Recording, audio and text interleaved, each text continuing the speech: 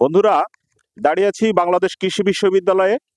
তো এই মুহূর্তে আপনাদের সামনে এসেছি জনতার মতামত নিয়ে। আমাদের আজকের টপিক গণভোট নিয়ে মানুষের ভাবনা। তো সাধারণ মানুষের ভাবনা নিয়ে আমরা এখন জানতে চাচ্ছি যে সাধারণ মানুষ আগামী 12ই ফেব্রুয়ারি গণভোট সম্পর্কে কতটুকু সচেতন। তো আমাদের সাথে এক ভাই আছেন, উনি আমাদেরকে জানাবেন আসলে সাধারণ মানুষ গণভোট সম্পর্কে কি ভাবছে এবং আসলে গণভোট সম্পর্কে কতটুকু সাধারণ মানুষ জানে বা কোন কিভাবে গণভোটটা দেবে এ বিষয়ে একটু কথা বলবেন। ভাইজান, একটু কথা বলবেন। জি, আসসালামু আলাইকুম। আসলে সত্যি কথা বলতে আমিও প্রকৃতপক্ষে এটার 100% আমি এটা সম্পর্কে অবগত না, যতটুকু জানি। তো বর্তমান সিচুয়েশনের কথা যদি বলা হয়, তাহলে গুটি কয়েক অল্প কিছু মানুষ আছে যারা গণভোট সম্পর্কে জানে। আর বাকি অধিকাংশই আছে, সেটাকে যদি আমি এভারেজ হিসেবে যদি 100% নিয়ে আসি, অথবা 10-15-এর মতো আছে মানুষ যারা গণভোট সম্পর্কে সচেতন বা এটা সম্পর্কে অবগত, কিভাবে এটা কাজ করবে বা এটা কিভাবে ভোট দিতে পারবে। আর বাকি 85% কি 90% লোকই তারা আর কি, ওই যে বলে না যে স্রোতের সাথে গা ভাসায় দেওয়ার মতো, তো বিষয়টা এরকম যে তারা অন্যজনের কাছ থেকে যে তাদের মতামতটা কি সেটার উপরে বেস করে তাদের একটা চিন্তা ভাবনা তারা দাঁড় করাচ্ছে।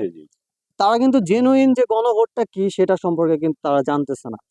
তো গণভোটটা বেসিক্যালি হচ্ছে হ্যাঁ এবং না, এইটার উপরে বেস করে ভোটটা দেওয়া হয়। ভাই, জন আমরা যতটুকু জানতে পেরেছি সরকার প্রচারণা চালাচ্ছে হ্যাঁ ভোটের পক্ষে ভোট দিতে। জি। তা আসলে হ্যাঁ ভোটের পক্ষে ভোট দিলে কি হবে, না ভোটের পক্ষে ভোট দিলে কি হবে, এই বিষয়ে আসলে সাধারণ মানুষের কতটুকু ধারণা আছে বলে মনে করেন? আচ্ছা, আহ, এখন বর্তমানের যে আহ, গণভোটের কথা বলা হয়েছে সেটা তো মূলত হচ্ছে সংবিধানে কিছু অ্যাক্টিভিটিস গুলাকে চেঞ্জ করা।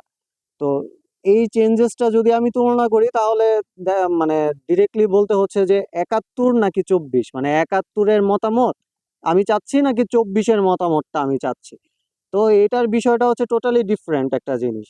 কারণ 71-এর যে সংবিধানটা আসছে বা যে মতামতটা আসছে সেটা টোটালি আমার সবার সাথে, বলতে গেলে বাহিরের মানুষের সাথে আমি যুদ্ধ করে আমার যে সত্তাটা সেটা আমি প্রতিষ্ঠা করছি। রাইট। আর 24-এর কথা যদি বলি তাহলে আমার সত্তা তো অলরেডি আছে। আমি যদি 71-এর টাকে যদি আমি রাখি হাতে ধরি যে আমার সত্তা তো অলরেডি আমি 71-এ পেয়ে গেছি, তাহলে আমার সত্তাটার এখন আমি কারেকশন করতেছি 24-এ এসে, যে আমি কি কারেকশন করতেছি।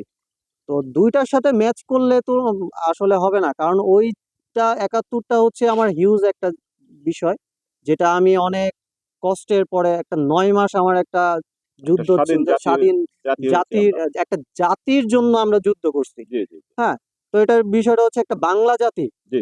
আর এখনের যে বিষয়টা হচ্ছে সেটা আমাদের ইন্টারনাল বিষয়। মেটার বিষয়, যে কোনো একটা ফাঁক ফোকর আছে কিনা বা কোনো জায়গায় কোনো একটা কমতি আছে কিনা।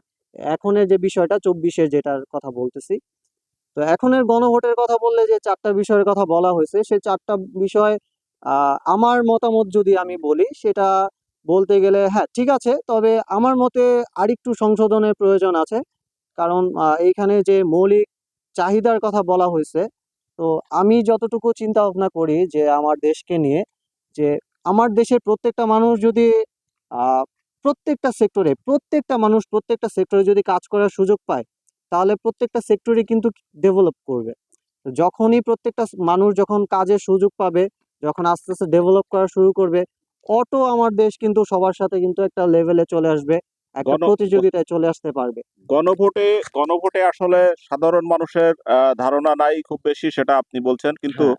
গণভোটটা সরকার চাচ্ছে যে হার পক্ষে নিতে। জি। আসলে সরকার আহ, গণভোট দিচ্ছে, মানুষ জানবে যে আসলে কেন গণভোট দেবে। হ্যাঁ। তো কিন্তু সরকার এককভাবে প্রচারণা চালাচ্ছে যে হার পক্ষে ভোট দিতে। এটা কি আদৌ যুক্তিসঙ্গত কিনা? না, এটা এটা দুই ধরনের কথা হইতে পারে। একটা হচ্ছে সরকার যদি হ্যাঁ ভোটকে সাপোর্ট করে, সাপোর্ট করে যদি আমাকে প্রচারণা যদি বলে যে হ্যাঁ ভোট দিন, তাহলে তো এটা সরকারের মতামত হয়ে যাচ্ছে, এটা তো রাইট, আমার রাইট, মতামত হচ্ছে না। Right, right. আর এটা যদি সরকার বলে যে না, আমি এইটার সম্পর্কে আমি জেনেছি, আমি এটার সাপোর্টে আছি, এখন আপনারা যদি এটার সম্পর্কে যদি আপনাদের যদি মনে হয় যে না ইট ইজ বেটার, তাহলে আপনারা ভোট দিবেন, হ্যাঁ ভোট দিবেন। আর যদি আপনাদের কাছে মনে হয় যে না এটা বেটার হবে না আমার দেশের জন্য, তাহলে আপনারা না ভোট দিবেন। এখানে সরকারের হ্যাঁ ভোট বা না ভোটের কোনো মেটারই করবে না। তো দুই ধরনের বিষয় হইতে পারে। এখন আমি জানি না সরকারের চিন্তা ভাবনাটা কি, সে কি হ্যাঁ ভোটের পক্ষেই আছে জোরালো ভাবে, যে আমাদেরকে ডিরেক্টলি ফোর্স করছে নাকি ইনডিরেক্টলি ফোর্স করতেছে। তবে জি, আমি যতটুকু ধন্যবাদ আইডিয়া ভাই। করছি যে ডিরেক্ট ইনডিরেক্টলি আমাদেরকে বলতেছে যে না, এটার বিষয় সম্পর্কে জেনে দেন এটাকে হ্যাঁ ভোট দিব বা না ভোট দিব। আমার মতে হচ্ছে এটা হয়তোবা জনগণের উপরেই ছেড়ে দিছে, যে জনগণ কোনটাকে সাপোর্ট করবে, হ্যাঁ কে নাকি না কে। ধন্যবাদ ভাই। তো ভাই, আপনি কৃষি বিশ্ববিদ্যালয়ের প্রাঙ্গণ থেকে আমরা আপনার সাক্ষাৎকার নিলাম। তো এই বিষয়ে আহ, আমাদের ইউটিউব চ্যানেলে সাবস্ক্রাইব করবেন এবং দেখবেন বিষয়টি। এই সাক্ষাৎকারটি প্রচার হবে। তো দর্শকদের আবারও অন্য কোথাও অন্য সাক্ষাৎকারের আমন্ত্রণ জানিয়ে কৃষি বিশ্ববিদ্যালয় প্রাঙ্গণ থেকে বিদায় নিচ্ছি।